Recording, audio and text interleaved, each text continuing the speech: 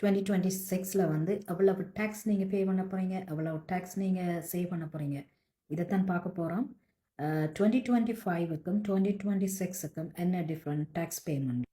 அப் to 16,000 வரைக்கும் no tax, நீங்கள் tax pay பண்ண தேவையில்ல. 16,000 இன்கம் வரைக்கும்.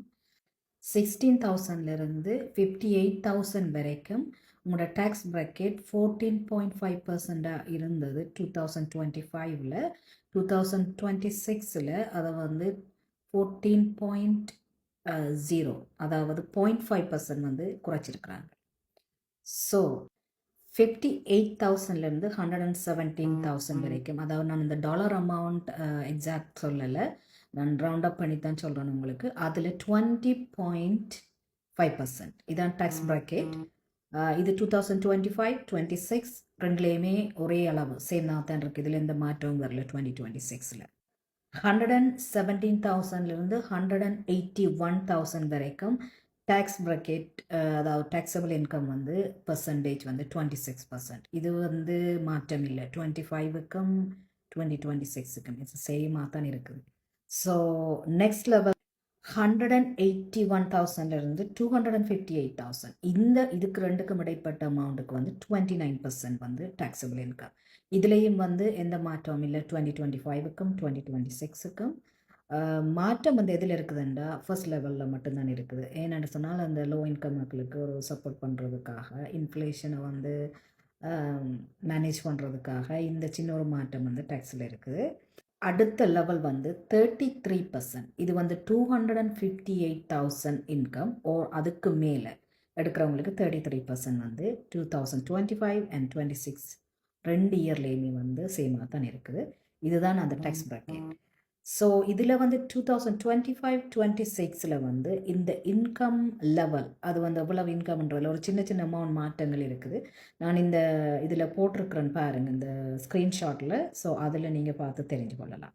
வேறு மாற்றங்கள் என்ன நடந்திருக்குன்னு பார்த்தோம்னா, டிஎஃப்எஸ்ஐயில் எந்த மாற்றமும் இல்லை. அதாவது 7,000 கான்ட்ரிபியூஷன் லிமிட் 2025-26ல் அதே அமௌண்ட் தான், எந்த மாற்றமும் இல்லை, சேம்.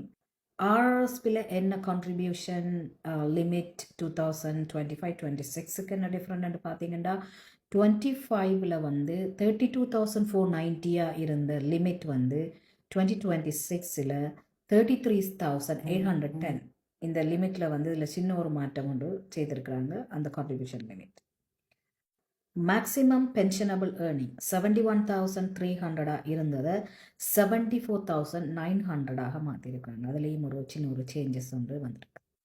இஐ இன்சூரபிள் ஏர்னிங், இந்த ஏர்னிங்கில் வந்து 65,700 இருந்த அமௌண்ட் வந்து இப்போ 68,900 இன்க்ரீஸ் பண்ணியிருக்கிறாங்க. இது ஒரு 26ல் உள்ள மாற்றம். ஸோ ஓவரால் சேஞ்சஸ் என்னென்னு சொல்லி பார்த்தீங்கன்னு சொன்னால், the income threshold இதை வந்து 2% இன்க்ரீஸ் பண்ணியிருக்கிறாங்க.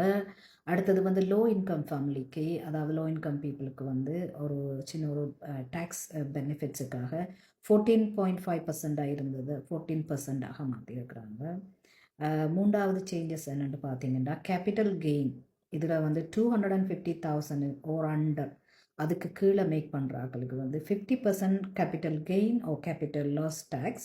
அதை வந்து 250,000க்கு மேலே கேபிட்டல் கெயின் மேக் பண்ணுறாங்களுக்கு வந்து அதில் வந்து டேக்ஸை வந்து இன்க்ரீஸ் பண்ணியிருக்கிறாங்க. ஆனால் இது வந்து கூடுதலாக இன்வெஸ்டர்ஸ், என்டர்ப்ரனர்ஸ் இவங்களுக்கு வந்து ஒரு பாதிப்பை ஏற்படுத்தலாம். பட் லோ இன்கம் ஃபேமிலிஸுக்கு வந்து இதில் மாற்றங்கள் இல்லை. ஸோ இதுதான் வந்து ஓவராலான சேஞ்சஸ். ஸோ இது சம்மந்தமான ஏதாவது காமெண்ட் இருந்தால், கேள்வி இருந்தால் நீங்கள் காமெண்ட் பண்ணலாம். ஸோ இன்றைய நாள் எல்லாருக்கும் நல்ல நாளாக அமைய வாழ்த்துக்கள். நன்றி.